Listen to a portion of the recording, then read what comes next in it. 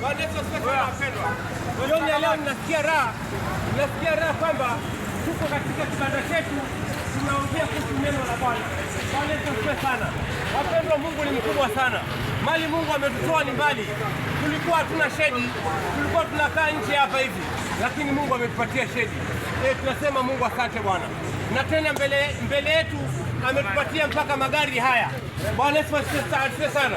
Nakumbuka tulikuwa tunafanya kazi za mtoni, kazi za kupakia magari, kazi za kugonga mawe. Wengi hawa wametoka katika familia, wametoka katika mambo ya shida sana, lakini leo hii wako na pikipiki. Mungu amewasaidia, na huo ni mkono wa Bwana. Bwana Yesu asifiwe sana. Wapendwa, jioni ya leo naambieni kwamba Mungu anaweza kukutoa mahali na kukufikisha mahali kwingine. Hakuna siku yote utakata tamaa ukisema kwamba Mungu amekuacha.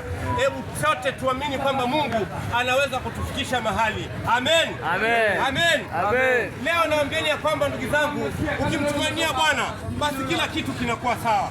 Mali sisi tulikuwa tunaonekana kama hatuonekani.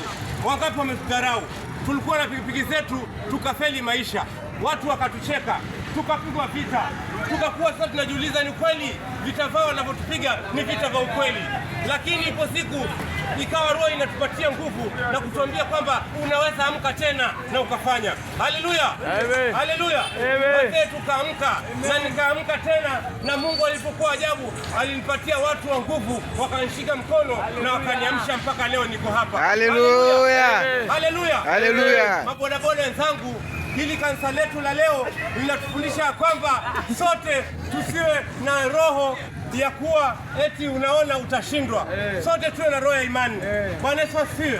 Bwana Yesu asifiwe sana wapendwa. Nasema jamani, hebu fungeni macho tuombe sote ili baraka zetu zidi kutuandama. Tunaomba. Bwana Yesu ndiye juu mbinguni, tazama jioni leo tunakuja mbele zako, maana mabodaboda sisi tuna kazi mbele yetu. Tuna kazi umetuajiri, Mungu wangu.